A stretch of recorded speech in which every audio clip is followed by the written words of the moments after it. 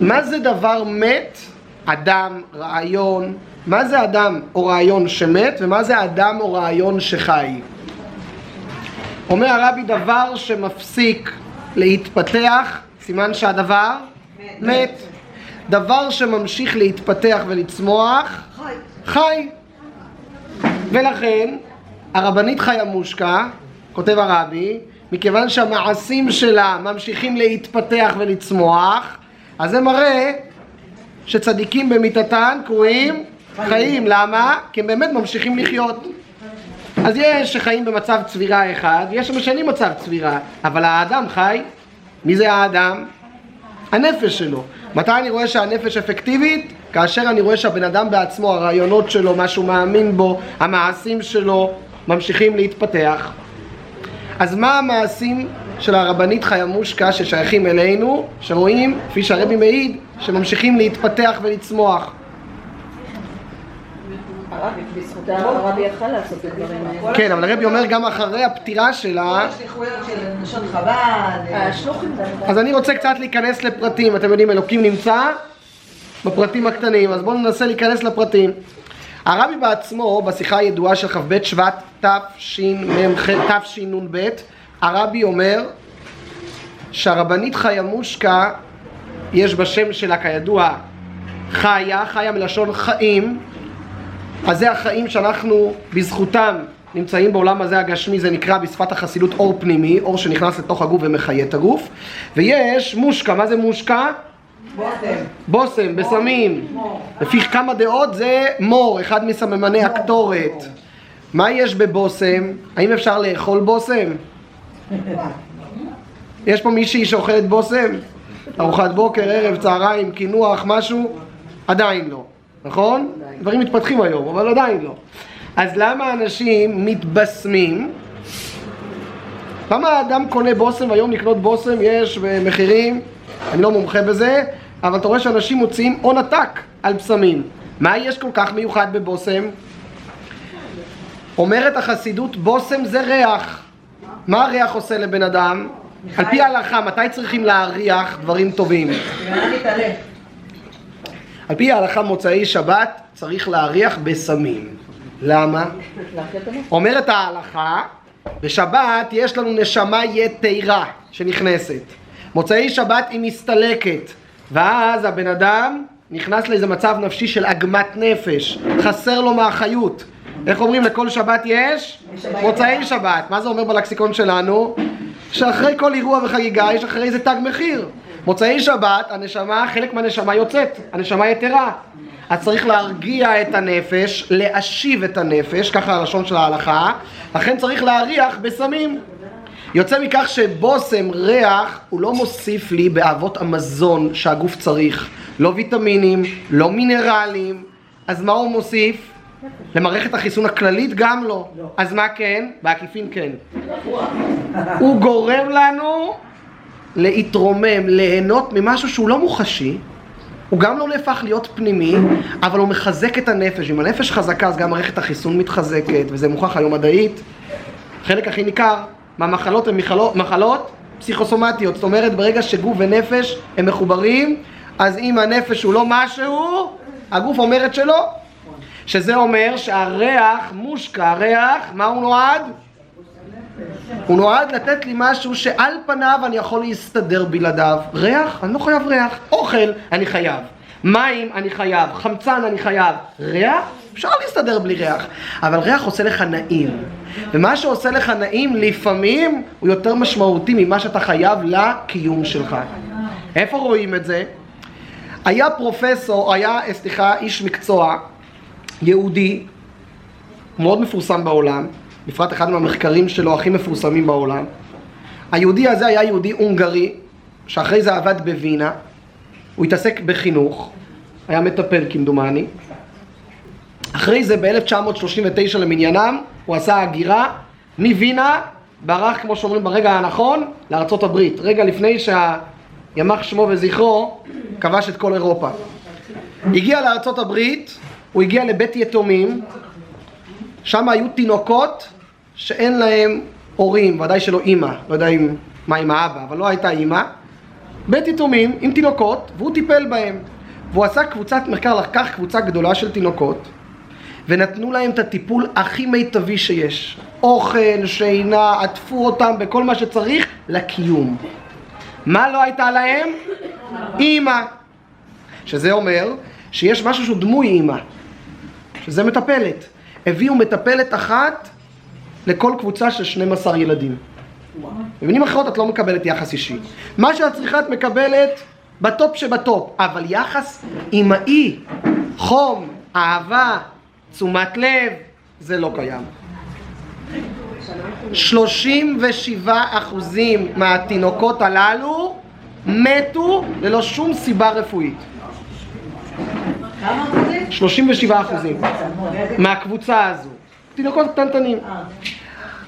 והשאר היו בפיגור, גם מוטורי וגם קוגניטיבי, ניכר מאוד. ואת מי שתפסו בחצי שנה הראשונה הצליחו להציל. זאת אומרת, למי שהצליחו, מי מהתינוקות שלקחו אותו אחרי זה למטפלת שתהיה אחראית עליו, פתאום אתה רואה את הבן אדם מקבל בחזרה את היחס שלו, התחיל בחזרה לצמוח ולהתפתח. זה מחקר ידוע שנעשה, והוא עשה את זה בשנות ה-50 בבית יתומים בארצות הברית. מבחינת חיבוקים, חום ואהבה? זה חיבוקים, יחס, לדובב אותו, כל מה שקשור לחום ואהבה. חום ואהבה, הגוף יכול להסתדר בלעדיו. אבל מה לעשות? רואים שהנפש לא מסתדרת. אם הנפש לא מסתדרת, יש לזה השלכות קשות על הגוף. לכן אנשים שלא קיבלו מספיק חום ואהבה, או שקיבלו אותו למחצה, לשליש ולרביעה, יש חסכים. שזה אומר הרבי, יש אור מקיף. אור מקיף זה משהו שהוא לא מוחשי, הוא לא ממשי, אבל תכלס, כל הבניין תלוי בו. כל ההתפתחות הנפשית, האישית, תלויה באור מקיף, בחום, באהבה. זה משהו כזה שאי אפשר למשש אותו. זה לא כמה ברזל הצריכה, וזה לא כמה, כמו שאומרים שם, B12, B6, אומגה 3, לא, יש לך את הכל. מבחינת האור פנימי את יכולה לקבל את הכל, אבל לא קיבלת אור מקיף, את עם הלשון בחוץ. אומר הרבי, נשים צדקניות בישראל, הרבי אומר את זה בקשר לרבנית חיה מושקה, נשים צדקניות בישראל, יש להם לתת הרבה אור פנימי, אבל בעיקר מה שהן נותנות עוד יותר, זה אור מקיף. זאת אומרת, הבית, והמחקר הזה של ליפשיץ, שדוקטור ליפשיץ מראה את זה, מוכיח את זה, שהבית, ההתפתחות בבית, ובפרט התפתחות הנפש, היא תלויה בנשים צדקניות שבישראל. למה? כי האישה יש לה משהו מאוד מאוד ייחודי, שהיא מסוגלת לראות, להרגיש דברים שבין השורות. יש לדעת, אכלת היום, מה אכלת, כמה ארוחות, כמה אימון ספורטיבי אתה אמור לעשות, אלו דברים ממשיים, זה גם גבר יודע לקחת פיקוד. אולי יותר טוב מהאישה לפעמים, יותר מדי פרקטי, כן? כאילו מה צריך, מה לא צריך. האישה שמה לב לבין השורות, מה לא נאמר. הילד חוזר מבית הספר, מי שמה לב, מה קורה, כמה קורה? האמא. אם ניתן לאבא לגדל את הילדים שלו, במקרה הטוב ייצור רובוטים. במקרה הפחות טוב, מה ייצור? מה שאמרנו מקודם, סרוטים. זה למה? כי האור מקיף, לכן יש 3 מצוות שתלויות בעיקר באישה בבית. איזה 3 מצוות? חלה, נידה יפה מאוד. הדלקת נרות שבת ויום טוב זה חלה, הפרשת חלה, ונידה זה טהרת המשפחה, אוקיי? חלה זה גם כולל כל הכשרות, לא רק הפרשת חלה, זה בכלל כל האוכל, כאילו, האם הבית מתנהל על פי כשרות. זה ראשי תיבות, אכן, ח' נון סופית. ככה מביא הרבי מהמגלי עמוקות, מגדולי המקובלים. אכן, מה זה חן? יופי, עוד אפשר לתאר מה זה יופי. האף הוא ככה, העיניים, צבע העיניים, איך התואר הפנים. חן אי אפשר למשש. מה זה חן? כתוב בחסידות חן זה אור מקיף. זה יש אדם שהוא לא יפה, הוא לא יפה תואר, אבל יש לו חן מיוחד. הוא תופס אנשים עם החן שלו. מה זה חן? אור מקיף. אומר הרבי, האישה נותנת את החן לאנושות כולה. יש אנושות שמתפקדת, אבל היא לא חיה. הרבנית חיה מושקה זה שהאנושות גם תחיה. מה זה לחיות? שיש חן, נעים להיות בבית הזה, יש ריח טוב. מה המפיץ ריח עושה? הוא לא מוסיף שום דבר, שום אביזר לא נראה אחרת עם מפיץ ריח, אבל הוא עושה שנעים להיות כאן במרחב הזה. טוב לי, נוח לי, אני מרגיש חום, מרגיש אהבה, מרגיש נינוחות. זה מה שרק האישה מסוגלת להביא, ואת זה אין כמעט תחליף לזה. לא ה-AI ולא שמי היי ולא GPT, ולא יודע מה אופן, לא יודע, כל אחד עם ההגדרות שלו, עם האפליקציות שהוא משתמש. אין תחליף לזה. למה אין תחליף לזה? למה אין תחליף לזה, רבותיי? למה אין תחליף לזה? כי זה קשור, רבותיי, לספירת הבינה. האישה, בינה יתרה, בורא עולם חנן אותה. מה זה בינה יתרה? אתן יודעות שאנחנו מאוד מאוהבים בשיעור הזה ב10 הספירות, נכון? ומי שלא, שתעשה השלמת שיעורים לפני שנכנסת פה לשיעור. 10 הספירות, איך הן בנויות בעולם התיקון? אז נגיד את זה ככה, זה הולך סגול סגול. יש את הסגול הראשון שזה חוכמה, בינה, סליחה, יש לנו את החוכמה, בינה, דעת. לאחר מכן יש לנו את החסד, גבורה, תפארת. אתם תראו שב10 הספירות בעולם התיקון, בעולם התוהו כל ספירה היא למעלה מהספירה הקודמת. אבל בעולם התיקון זה עובד בצורה הרמונית מאוד, יש הרמוניה בין הספירות, אז ספירת הבינה היא מעל ספירת הגבורה. מה זה גבורה? גבולות. כשהגבר שם גבולות בבית, איך זה נראה הגבולות של הגבר בבית? כך אמרתי, כי הוא אמר ויהי, הוא ציווה ויעמוד. מתאים, לא מתאים, מתחברת, לא מתחברת, ככה אבא אמר. מכירות את זה? איך האמא הולכת עם הילדים? הגבורה היא מתוקנת, בעולם התיקון הגבורה עם הבינה. יש לה רגישות במוח, היא מזהה פרטים קטנים, דברים יוצאי דופן, בין השורות. אדם שמזהה ושם לב לפרטים הקטנים, כמו שאמרנו, אלוקים נמצא בפרטים הקטנים, אז הגבורה היא מתוקנת של עולם התיקון. היא יודעת מה לתת לכל אחד, כמה לתת, מתי לשים סטופ, האם לשים סטופ, באיזו צורה, איזה צבע, איזה טעם, איזה ריח. זה יש רק לנשים צדקניות בישראל. זה באופן כללי דבר שאפשר לראות אצל הרבנית חיה מושקה בצורה יוצאת דופן. בחרתי לעצמי כמה סיפורים שניקח כתשומת לב לפתח את הכוח הנשי הזה, אף על פי שאני גבר. אבל מכיוון שאנחנו חיים בעולם התיקון, אז גם לגבר הוא מקבל גם מהצד הנגבי, נכון? אז אני יכול לדבר גם לעצמי, לא רק לכם. גם אני יכול לפתח את הנקודה הזו. זה עולם התיקון. אחד הדברים המאוד מאוד מעניינים שמסופר על הרבנית חיה מושקה, זה שבעלה, הרבי, זה אדם שכל העולם כולו, לא רק העם היהודי, כל העולם כולו, העיניים נשואות אליו. מטבע הדברים, כשאת חיה עם בן אדם, שכל העולם כולו סביבו, נשיאים, נשיאי מעצמות, ראשי ממשלות, גורמי ביון, מהאנשים הקטנטנים עד לאנשים הכי גדולים, תלמידי חכמים, אנשים אקדמיים, מי לא? אז בדרך כלל יש איזה סוג של ערבוב, נכון? 24/7 סביב בן אדם, כללי מאוד. פעם אחד מהמקורבים נכנס לבית של הרבנית, בפרזידנט, רחוב פרזידנט סטריט. ראיתם פעם את הבית של הרבנית? אז הוא ראה בסלון, אותו מקורב, המון ספרים של הרבי, חלקם פתוחים, חלקם סגורים, כנראה, לא יודע אם הרבי היה בבית או שהרבי יצא, אבל הרבי לא היה בסלון, אבל עדיין היה ספרים על השולחן, חלקם פתוחים, חלקם סגורים, והמון מכתבים. אז הרבנית רואה שאותו בן אדם מסתכל ככה על השולחן, היא אומרת לו, אתה יודע, את המכתבים הללו אני לא נוגעת, לא מסתכלת. כי אנשים ששולחים לבעלי, ככה היא אמרה לרבי, אנשים ששולחים לבעלי את המכתבים, הם סומכים עליו.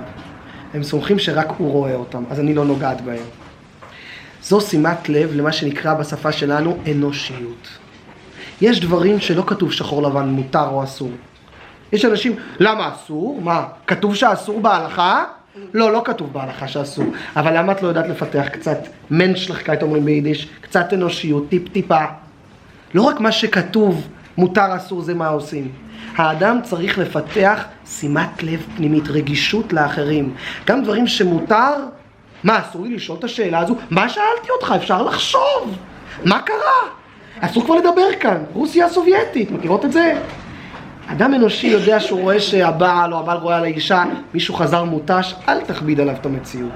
מישהו חזר שבור, מישהו לא רוצה לגלות משהו, למה? אני הבעל, את האישה, רגע, אין פתיחות בינינו? לפעמים בן אדם צריך את המרחב האישי שלו, לפעמים בן אדם צריך את הפרטיות שלו, איפה האנושיות? אתה רואה לפעמים בן אדם ממהר, ומה אתה עושה לו? עכשיו אתה רוצה לספר לו סיפורים שלך או לשאול אותו שאלות, איפה האנושיות? יש דברים שלא כתובים, אבל אם אנחנו בחיים שלנו נדע לפתח את אותם אזורים בנפש, אין ספור בעיות אפשר לפתור בחיים. למה? מראה לנו הרבנית חיימושקה, יש מושג כזה. מי יודע אם הרבנית חיימושקה פותחת מכתבים? מי יודע? מישהו היה יודע מזה? אבל היא לעצמה לא עושה את זה. זה אנושיות ברמה הכי גבוהה, זה לא רק אנושיות ביחס לשני, שהשני לא ייעלב. זה אנושיות ביחס לעצמי. יושרה פנימית, יפה מאוד. יושרה פנימית, חוש צדק מפותח, בסדר גודל, שאם אנחנו נדע לפתח אותו, הרבה מאוד בעיות בחיים שלנו, כמו שהרבי אומר, מושקה, ריח, יהיה הרבה יותר נעים לשהות במרחב שלנו. זו נקודה, סיפור ראשון, בחרתי כמה סיפורים כמו שאמרתי לכם. סיפור נוסף שתפס מאוד את תשומת ליבי. פעם ב10 ימי תשובה, ילד ניגש לרבנית. אחד הדברים היפים אצל ילדים, שאצלהם הדוגריות היא ספונטנית, אז לכן זה נחמד, זה נעים. אצל אנשים מבוגרים הדוגריות היא לא משהו. גם כשאתה דוגרי, זה לפעמים מסריח, מריח לא טוב, צריך לדעת להתאפק. אבל ילד זה הכל נחמד, נעים, תמים. ילד ניגש לרבנית והוא אומר לה בתמימות, הרבנית, נכון, את לא צריכה לחזור בתשובה, 10 ימי תשובה, את לא צריכה לחזור בתשובה, נכון? היא עוצרת לרגע, חושבת, ואז היא עונה לו, אני אספר לך משהו. אומרת לו הרבנית, כשהיינו בפולין, הרי היא הייתה עם הרבי, ברחה, הם ברחו באור, כמו שאומרים, ממש ברגע האחרון, כדומני הספינה האחרונה, בתש"א, נכון? הצליחו לברוח מאירופה שבערה, באש של הנאצים יימח שמם, ברחו לארצות הברית. אבל תוך כדי הם עדיין היו בתוך אירופה. אז אני לא זוכר אם זה היה עדיין, אני חושב שזה היה, סיפרה שזה היה עדיין בצרפת, בפריז, ואז היא ברחה, והחבר'ה ברחו. עכשיו מה היו עושים? כל פעם שהיו הפצצות של המטוסים מלמעלה, אז חבר'ה היו לוקחים קצת מזון, והיא אמרה שהרבי היה לוקח כל פעם בבריחות, מה היה לוקח? טלית ותפילין וכתבי חסידות מאוד מסוימים, לא יודע איזה. על הרבי הרייט מסופר איזה הוא לקח. היה לוקח איתו המשך האמת, היה לו תיק. אבל אני לא יודע איזה כתבים, מי שיודעת אולי תלמד אותנו. אבל הרבי לקח כתבי חסידות מסוימים, כל פעם שהייתה הפצצה, הרבי לקח את הטלית ותפילין ואת הכתבים הללו ובורח. באחת הבריחות הללו הם בורחים, ואז הרבנית שמה לב ברחוב, תוך כדי שאנשים רצים, שהנה מטוס שחולף, היא רואה שפצצה נוחתת מהמטוס, תוך כדי. והיא זיהתה שבן אדם שעמד ולא שם לב לידה, איזה יהודי שהיה לידה, שאם הוא לא ישתטח על הרצפה, לא עלינו, או שיפגע או מהרסיסים. אז מה היא עשתה? ממש זה סיפור של רגעים, שניות. היא נתנה לו כזאת דחיפה, שפשוט ייפול לרצפה ולא יכתוב. ואכן היא אומרת שהוא ניצל בזכות הדחיפה הזו. לולי הדחיפה, הוא היה ממשיך ללכת הלאה בצורה רגילה, הוא היה ניזוק. אבל היא אומרת, אבל בכל זאת, נכון שהוא ניצל, אבל אני דחפתי יהודי. ועל דחיפה של יהודי, גם אם זה הציל אותו, צריך לחזור בתשובה. ככה הרבנית אומרת לאותו ילד. לפעמים אתה מחנך מישהו, ולצורך החינוך אין מה לעשות, אתה צריך קצת להשתמש בתוקף. אבל הרגישות היא כל כך גבוהה שהיא יודעת שהיא הצילה חיים של יהודי. אבל דחפתי אותו. אמרה, על דחיפה של יהודי אחר, גם אם הצלתי לו את החיים, צריך לחזור בתשובה.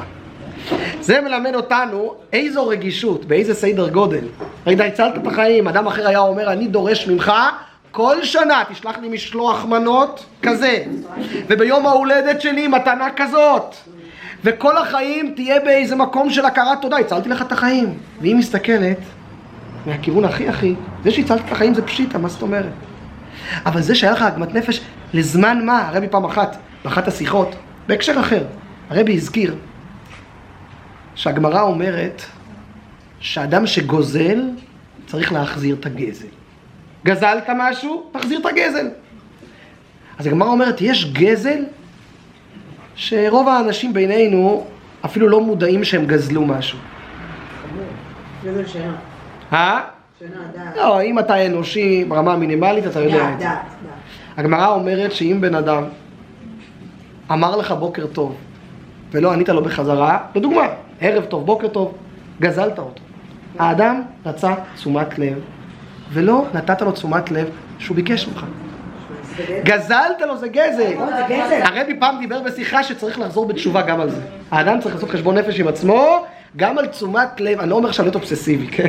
עכשיו להיות בלחץ, אני הולך ברחוב, מי עשה לי איזה וינקר, משהו, לא אומר. אבל ימינו הדעות היום לימינו.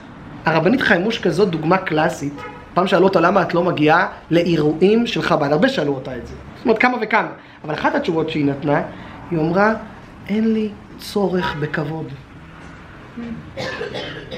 אז היא לא טיפוס שלי, לא הייתה טיפוס של אדם שמדבר בכנסים וכדומה, זה לא היה טיפוס שלה, הייתה יותר מופנמת בטבעה. אז למה להגיע, לקבל את הכיסא הכבוד וכולם וואו הרבנית פה, מחיאות כפיים? במילים אחרות, האישיות שלה היא הייתה בתכלית הבריאות, היא לא צריכה אישור חיצוני, אני שווה, והראיה, אלפי נשות חב"ד פה רואות, הנה אני הרבנית, תשימו לב, היא לא צריכה את זה. למה היא לא צריכה את זה? אפשר להיות גם מאוד צנועה ומאוד עממית ומאוד לא לתת את הרגשה שאני כל כך גדולה. זה נכון, אבל לעצמה, לא לתת הרגשה לאחרות, לעצמה היא לא צריכה את זה. זאת אומרת, היא בעצמה, זה יותר מזה. כן. זאת אומרת, היא בעצמה הייתה במקום של שלמות פנימית שלא תלויה בשום אישור חיצוני. אז מה שצריך, צריך, מה שלא צריך, למה? זאת אומרת, אם אתה מגיע לדבר, עכשיו, ויותר מכך, היא לא חיפשה גם את הטררה מסביב. זה בן אדם שכל כך טוב לו, מאיפה שהוא נמצא, שעודף תשומת לב מיותרת רק מקשה עליו. אז אפשר בשפה פסיכולוגית לנסות להסביר את זה כך או להסביר את זה כך, אבל אני לוקח את זה לכיוון מאוד מאוד, הייתי אומר בדור שלנו בפרט, מאוד מאוד מאוד נחוץ. שאנחנו בדור שלנו, בפרט מי שנמצאת ברשתות, אין פה אנשים ברשתות, נכון? חלילה. אין חיות כאלה. אבל מי שנמצאת ברשתות,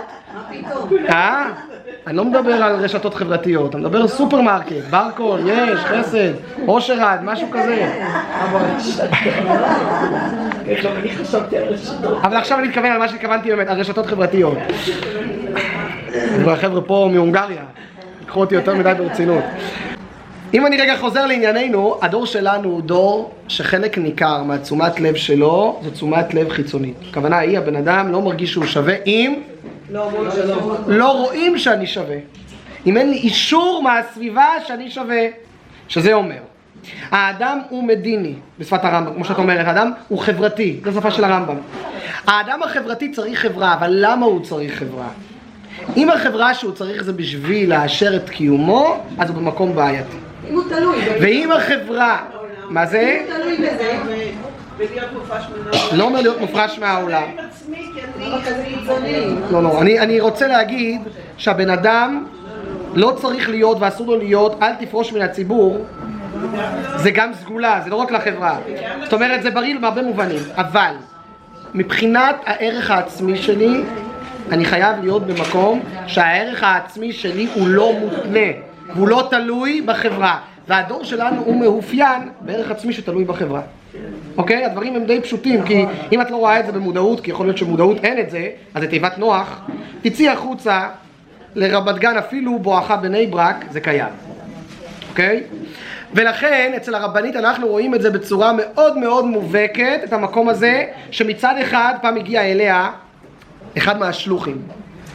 ואז הוא ייחל לה, כן, ואז הוא ייחל לה, היו כמה שלוחים שהיו קרובים לה, אז הפעם הוא ייחל לה, שאת והרבי תראי נחת מאיתנו. ואז היא ענתה לו בחזרה, אתה יודע מה הנחת שלנו? השליח ייחל לרבנית, שאת והרבי, שהרבנית והרבי, יראו נחת מאיתנו. אז היא ענתה לו בחזרה, אתה יודע מה הנחת שלנו? כשאנחנו שומעים שלכם יש נחת בחיים. ככה היא ענתה לו חזרה. מה הנחת שלנו? שאנחנו שומעים שלכם יש נחת בחיים. זאת אומרת, זה לא אדם מנותק מהחברה. זה אדם שחי ביותר את החברה ואכפתי ביותר. אבל הוא לעצמו במקום מאוד מאוד בריא בנפש שלו. ולכן הוא לא צריך שום דבר במקום הזה, בעיניי הוא קשור לעוד נקודה שהרבנית אמרה. הרבי העלה את אמא שלו מפריז בתש"ז, 1947 למניינם.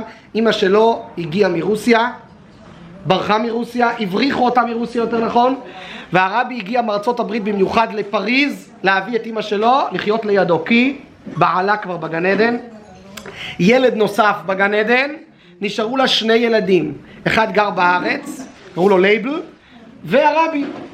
אז הרבי בא לקחת אותה לגור לידו. הרבי היה עולה אליה כל יום עד הפטירה שלה. נפטרה בתשכ"ה, עד הפטירה כל יום הרבי עולה לרבנית חנה. תשי"ד, האח של הרבי נפטר. איפה? בשליחות בלונדון. נפטר, ואז הרבנית שמעה את זה, אמרה, אוי ויי, איך השוויגר שלי, חמותי, איך היא תשרוד?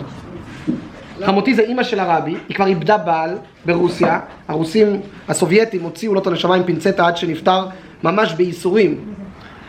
והבן שלה נרצח בשואה, בן נוסף, עכשיו עוד בן. ואז הרבי הורה שיעבדו על אימא שלו. עבדו עליה מתש"י"ד עד הפטירה שלה 9 שנים, היא חושבת שהבן שלה חי וקיים. איך? זייפו מכתבים. הרבי היה כותב כמו הכתב שלו, חיכה, כמובן שהרבי בעצמו חיכה את הכתב שלו, והרבי מינה את ברל יוניק, חסיד גדול, הרבי בינה אותו שיבדוק את הדואר כל יום. מי ששלח מכתב ניחום אבלים, הרבי היה לא זורק, היו לוקחים את הבית של הרבי, שלא יגיע אליה שום פריט שהיא לא תעלה על זה שהבן שלה זה. ועכשיו היא כותבת, יש יומנים שלה שהיא כותבת לעצמה, רבנית חנה, שמאוד כואב לה שיש לה רק 2 בנים ובן אחד היא בכלל לא רואה אותו ושום דבר, מפעם לפעם מקבלת מכתבים, אבל עדיין היא חשבה שהוא חי.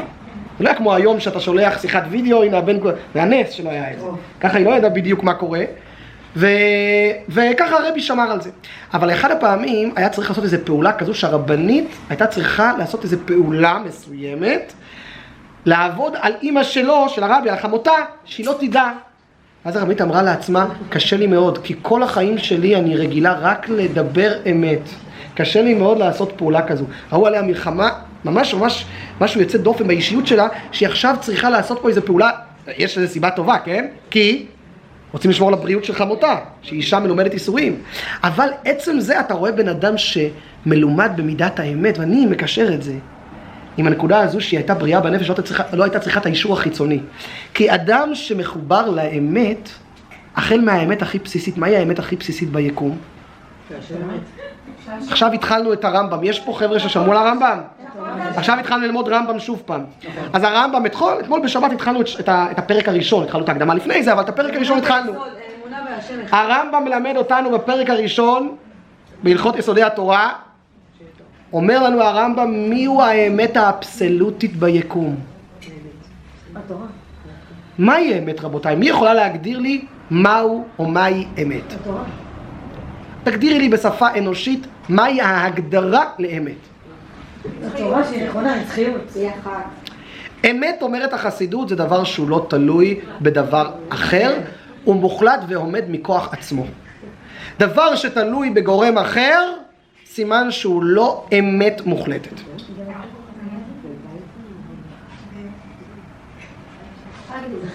כן. דבר שעומד מכוח עצמו, עובד או עוד לא עובד אצלך? עובד. דבר שעומד מכוח עצמו, זהו אמת. אבל דבר שהוא תלוי בגורם אחר שיעשה אותו, שיחיה אותו, שיגרום לו להיות, אז אתה לא באמת חי. הגורם החיצוני גורם לך לחיות. לכן האחד והיחיד שהוא אמת זה רק אלוקים, כי הוא נמצא מכוח עצמו. כל האחרים תלויים בדברים אחרים שיגרמו להם לחיות. אפילו ברמה הכי מעשית, הגוף שלנו תלוי בחמצן, בשתייה, באין ספור דברים, במילים אחרות, בכל הדברים שאלוקים ברא בשביל לקיים את הגוף. הגוף צריך את הנשמה שתחיה אותו, היא יוצאת הגוף אאוט. יוצא מכך שהאמת המוחלטת זה רק אלוקים.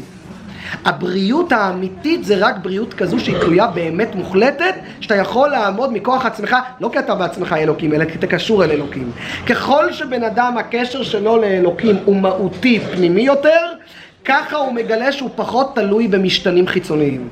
ואז הבריאות הנפשית שלו היא אמיתית, והמציאות שלו היא אמיתית. או כמו שהתחלנו את ההתוועדות, שהרבי אומר מתי בן אדם, אנחנו רואים שהוא חי, שהוא לא נגמר אף פעם, זאת אומרת שהוא אמת. דבר שהוא ממשיך, הוא נצחי, ולמה הוא נצחי? כי הוא לא תלוי במשהו אחר שיעשה אותו. רק אחד שקשור עם הקדוש ברוך הוא, עם אחד האמת, מסוגל בעצמו להיות בליין הזה, בלופ הזה, של להיות במקום אמיתי שלא נגמר אף פעם. בלילה, ביחד עם הרבנית חיים מושקה, יש לנו יום הילולה שקדם לזה, הרבי מקוצק, היום בלילה היורצייט שלו. אז הוא אמר את האמרה הידועה שאברהם פריד אפילו הוציא על זה איזה פזמון, שיר, לחן, הלחן לא יודע של מי, אבל המילים של הרבי מקוצק. וזה הולך אם אני, בגלל שאתה אתה, אז אני זה לא אני, ואתה זה לא אתה. אבל אם אני זה אני, בגלל שאני זה אני, ואתה זה אתה, בגלל שאתה זה אתה, אז אני זה אני, ואתה זה אתה. הרבי מקוצק, היום בלילה יום היורצייט שלו. אז היא הזכירה את זה, יפה. עכשיו, אם אני רגע אחזור לסיפור שלנו. חזק מאוד. בעצם המודעות לכך היא מעוררת רצון, וכשיש רצון, אין דבר העומד בפני הרצון. יש חסיד, היה חסיד בירושלים, שכונת קטמון, חסיד די מפורסם. שמו בישראל, הרב הדין אבן ישראל שטיינזלץ. שמעתם עליו? הרב שטיינזלץ סיפר פעם שאיפה שהוא היה חי בירושלים, אני לא יודע אם זה באיזה שלב, אבל לא יודע אם זה בקטמון או באזור אחר, הוא היה חי בקטמון, היה עובד בנחלאות, המשרדים שלו. אבל בירושלים הוא סיפר לחסיד, חסיד אחר, הוא ראה אותו בגיל 80 פלוס, שהוא היה הולך כל יום לפנות בוקר למקווה. והוא כבר היה 80 פלוס, והוא היה חולה בכמה וכמה איברים, כמו שאומרים, בקושי נושם, והוא היה צולע ובקושי הולך עם איזה מקל, עם איזה משהו כזה, אמצעי כזה או אחר שעזר לו ללכת. והדרך למקווה, שהיה לוקח לאדם רגיל איזה רבע שעה, היה לוקח לו שעה וחצי. והבן אדם כל בוקר הולך למקווה שעה וחצי, בקושי נושם, והולך ומתנשף. אז סיפר הרב שטיינזלץ שהיה חי לידו, שהוא ראה פעם מישהו שואל אותו, למה אתה צריך את זה? הרי מקווה צריך בשביל טהרה, אדם בגיל שלך, הכל בסדר כמו שאומרים, מה אתה צריך טהרה? תלך ערב שבת, ערב חג, כל יום למקווה? ענה לו אותו חסיד, בתוקף, כל זמן שחיים צריך לחיות. אצלו חיים זה הסדר בחיים. אדם שמחובר, לא משנה איזה קשיים חיצוניים יש, הוא חי בפנים. כמה קשיים שיש בחוץ לא ישברו אותו. הוא ימשיך והוא יחיה והוא יפעל. כל זמן שחיים צריך לחיות. זה מה שתורת החסידות נותנת, זה מה שהרבי מגלה בנו. לכן אמרתי לכם, הרבי הקים ארגון פה בארץ, צעירי חב"ד. את מי הרבי שם שם להיות בראש ארגון צעירי חב"ד? יהודי זקן. אז פעם שמעתי את זה מהרב נוטיק עליו השלום, הוא אמר למה, הרב לייבוב היה, כבר לא חי, 10 שנים, אבל בזמנו, הרב ישראל לייבוב, הוא היה ראש צעירי חב"ד, היה אדם מבוגר. אז פעם הרב נוטיק עליו השלום בהתוועדות, פעם שמעתי את זה ממנו, הוא אמר, למה? הוא אומר, כי זה עניינו של הרבי, לקחת את זקני חב"ד, לעשות מהם צעירי חב"ד. מתי אדם נהפך להיות זקן? אמר אחד מגדולי החסידות, כאשר הוא הפסיק להתחדש. ולכן אדם בגיל 87 שמקרטע על המקווה הוא לא זקן. הוא בניידות שלו הוא מוגבל, אבל בנפש הוא לא זקן, הוא צעיר. ואדם בגיל 20 שאתה רואה אותו ככה בעצבים 3/4 חיים, 3/4 זמן מהחיים, זה אדם זקן. איבד את החיות בחיים. כתוב שבשומרים בחיי המתים בתפילה לכוון שהוא יחיה אותנו. כך כתוב. למה? כי אנחנו לפעמים כמו שאומרים קיימים אבל לא חיים. יש קיום ויש חיות, יש חיים. וזה הרבנית חיה מושקה מלמדת אותנו איך עושים את זה. איך מגיעים לחיים רבותיי? אז אני רוצה להגיד דבר כזה. פה מקודם יש לנו פה אחת המשתתפות, היא משתתפת בהתוועדויות קבוע. והיא העירה פה שהאדם הוא חברתי. דבר ראשון, צריך באמת להיות בחברה כזו של צעירים. לא בשנים. כי אמרנו לכם, יש צעירים בשנים שהם בגיל 20 זקנים מאוד. ויש אנשים בגיל 80 צעירים מאוד. צריך להיות באזור חיוג של חבר'ה צעירים. אני אמרתי לכם את זה הרבה פעמים פה בשיעור, שבחב"ד, אחד המשפיעים הכי מפורסמים בדור האחרון היה רב מנדל פוטרפס. היה רב מנדל פוטרפס, אחד המשפיעים הכי מפורסמים. מה אפיין את רב מנדל פוטרפס, רבותיי? החיות שלו. שהוא היה אדם חי, צעיר. הוא כבר בקושי הלך, בקושי שמע, אבל איך ידענו שהוא צעיר? איך הצעירים ידעו שהוא צעיר? אני אומר, איפה אתה רואה שהבן אדם הוא צעיר? יש לי כלל ברזל, כמו שאומרים כלל אצבע. אם אתה רואה בחורים צעירים רודפים אחרי מישהו, סימן שהוא צעיר. הצעירים מחפשים אנרגיה, אקשן, חיות. רב מנדל פוטרפס, איפה שהוא היה מגיע, כל הצעירים היו עליו. אפשר לראות, יש תיעודי וידאו ב-770, הוא יושב בהתוועלות מאות אנשים על הראש שלו. הוא עם קסקט, מבוגר, אבל בדיחות, חוש הומור, חיות. למה? כי הוא אדם חי. מתי האדם נהפך להיות אדם חי? אומרת החסידות, כאשר האדם הוא מחובר. זה נקרא בשפת החסידים פנימי. מה זה פנימי? בפנים נמצא, לא, איפה שהוא נמצא, אז עוד לפני זה אפילו. הוא קודם כל, איפה שהוא נמצא, הוא עד הסוף. יש היום יהודי חסיד חב"ד. הוא לא חסיד חב"ד מהבית, הוא לא דתי מהבית, והוא פרופסור בטכניון בחיפה. שתת. הוא עוסק בהרבה דברים במקביל. וגם לומד, הוא עכשיו סיים את הש"ס, לפני כמה שבועות עשה סיום הש"ס. ויש לו, הוא אחראי שם בטכניון, לא זוכר, הוא ממש מהבולטים שם. אז התחום שלו זה כימיה, אני לא זוכר את השם שלו, צריך לזכר. כן, כן, יש לו ערוץ עם רעיונות מאוד יפים, לוקח, הוא משלב חסידות עם מדע. צריך, חסידות עם מדע הוא משלב, רעיונות בעבודת השם מהמדע. משהו מאוד יפה. אני צריך לזכר את השם שלו. אז שמעתי ממנו, הוא אמר, איך הוא מצליח לתזז בין כל הפרויקטים שלו? הוא אמר, יש לי סדר יום, שאני מחליט מה אני עושה מתי. אבל, כל דבר שאני עושה, אני לא חושב על שום דבר אחר חוץ מהדבר הזה. זה נקרא פנימי. הרבי פעם דיבר על הרשב"א. וסיפרתם הרבה פעמים שהרשב"א, הרבי היה ציפר את זה. הרשב"א, רבי, שמעתם על הרשב"א? רבי שלמה בן אדרת. זה היה אייזנברג, דוד אייזנברג, יפה מאוד. שכחתי את השם שלו, דוד אייזנברג. נראה לי שפה בארץ פעם הייתה עליו כתבה לפני 15 שנה או יותר. הוא היה הראשון שעשה דוקטורט בגיל הכי צעיר, משהו כזה. אבל היום הוא פרופסור. לא שומעים. אני אמרתי, הוא חסיד, אבל לא במקור, הוא בעל תשובה. הוא חסיד, והוא יהודי, הוא סיים את הש"ס לפני כמה שבועות. כאילו אתה אומר, גם פרופסור, הוא נוסע כל יום מחוץ לארץ בכמה טכניון, וגם מוסר שיעור שבועי בזה, ומכין את עצמו לשיעור, ומסיים את הש"ס, ומשל שיש לו עוד כמה דברים שהוא עושה. הוא סיפר שיש לו שיעורי חסידות קבועים שהוא הולך, ושיעורים בניגלה. אתה אומר, איך בן אדם אחד מספיק את הכל? איפה שאני נמצא, אני עד הסוף. הדור האינסטנט של היום לא מכיר את זה. איך עושים את זה, רבותיי? דבר ראשון, כשמבינים שכשאת ממהרת, לאן את ממהרת? לאן? אדם שממהר, ממהר לכיוון, סלחו לי על הביטוי, קצת חריף, אני חושב פעמיים להגיד את זה, אבל אני אגיד את זה. אדם שממהר, ממהר לכיוון של השטן. כמו שאומרים, החיפזון מהשטן. אין לאן למהר. כל זמן שיש לך מה לעשות בעולם הזה, לא ייקחו אותך מהעולם הזה. אז לאן את ממהרת? לאן את ממהרת? המדרש מספר, אחד מגדולי חכמי ישראל קראו לו רבי בון, השם המלא היה רבי אבין, אבל הכינוי שלו היה רבי בון. כשהוא נפטר, הוא נפטר בגיל מאוד צעיר. ואז אחד מהחכמים שהספיד אותו נתן משל, הוא אמר היה מלך שהיה לו פרדס, והוא נתן לכל עבד עבודה אחרת בפרדס. היה עבד אחד שהוא היה חרוץ מאוד, והוא סיים את העבודה לפני כולם, ואז המלך נתן לו 6 ימים של חופשה. האחרים שאלו למה לא אתה נותן חופשה 6 ימים בשבוע? הוא אמר, מה זאת אומרת למה? כי הוא מביא תפוקה, בקצת זמן הרבה תפוקה. אז החכם הזה שהספיד אותו אמר, רבי בון, הוא נפטר בגיל צעיר, אבל תכלס הוא הביא תפוקה של אדם מבוגר.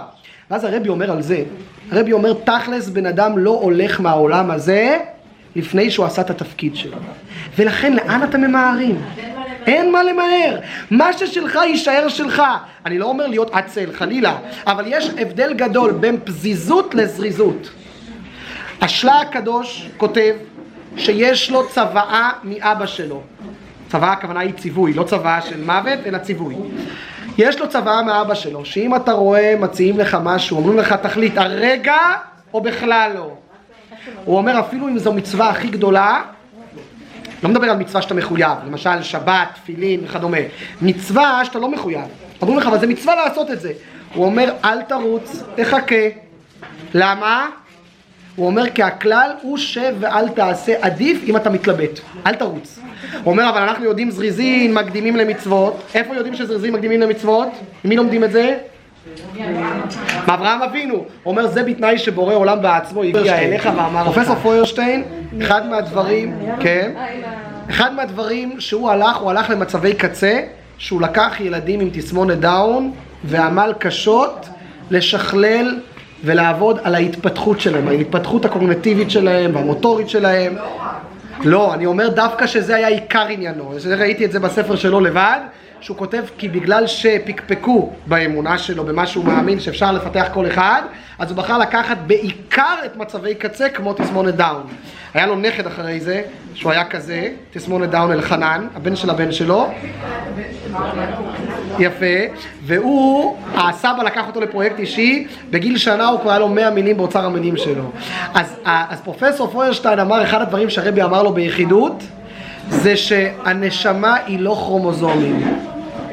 שזהו, הנשמה היא לא כרומוזומים. שזה אומר שכל בן אדם, גם מבחינה ביולוגית וגנטית, אין לו עתיד, מבחינת הטבע, אפשר לעורר אצלו עתיד בתנאי כמה תנאים, אבל התנאי הראשוני שאתה מאמין בו ויש לך מוטיבציה, אתה המטפל או האמא או ההורה, ויש לילד מוטיבציה. מי גורם שתהיה מוטיבציה בחיים? וברגע שיש מוטיבציה, גם השמיים הם לא הגבול. מי גורם לזה? אומר הרבי, האמא. נשים צדקניות. נשים מעוררות מוטיבציה בחיים. לכן אומרים, אישה. בונה. אישה? יפה. אישה בונה, אישה בונה. כי?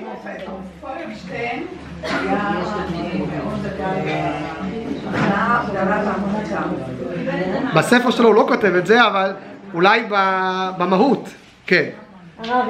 כי אם אנחנו הולכים, יש לו ספר, האדם ישות משתנה, כבר לא זוכר את כל השם של הספר, שם הוא מלמד את כללי השיטה של הספר, קטנטן כזה, כן. אבל, לא, מדבר על מישהו אחר. פה זה פוירשטיין, אני רק רוצה לתת דוגמה שהרבי באמת שלח אליו הרבה קליינטים. זה כי אם יש מוטיבציה, ומוטיבציה מגיע מאור מקיף. זה לא משהו שאתה רואה. הפוך, אני מאמין בך, אפילו אם לא רואים עליך שיש סיבה להאמין בך. את זה נשים יודעות לעשות טוב, כי הן מתחברות לפנימיות הנשמה. אז מה ההוראה לנו ביום הזה? להתחבר לפנימיות, כולל פנימיות שלא נגלית בצורה גלויה. שזה כוח הבינה. כוח הבינה זה האישה. יש לו כוח לגלות דברים שעל פניו, על פני השטח, לא רואים אותם, זה לא בגלוי, להאמין בהם, והאמונה הזו מעוררת מוטיבציה גם אצל ההורה, או המטפל, או המלמד, או המחנך, וגם אצל הילדים. ואם נגרום בעולם שתהיה יותר מוטיבציה ואמונה באנשים, העולם, כמו שהרבי אומר, יהיה עולם הרבה יותר יפה, הרבה יותר מואר, שזה עניינם של נשים, להאיר, נרות שבת, להאיר את העולם, ועולם הרבה יותר מריח טוב, שזה אומר שנעים לחיות כאן. כן, תהיה לנו, וכל אחד, אני חושב, בהתוועדות כזו, מעבר למתכון של הבשר, שחשוב לדעת מאיפה הביאו את זה, גם כדאי אחרי התוועדות כזו לקחת הוראה למעשה, לחשוב על זה, על הסיפורים שדיברנו מהרבנית, ועל התובנות שדיברנו מהרבנית, איפה אני לוקח את זה? לבית שלי, או למקום העבודה שלי, או עם החבר'ה שאני עובד איתם, איפה אני מוצא בהם את הנקודה האמיתית שלהם הפנימית, ואני עושה אותם ליפים יותר, נינוחים יותר, מוארים יותר.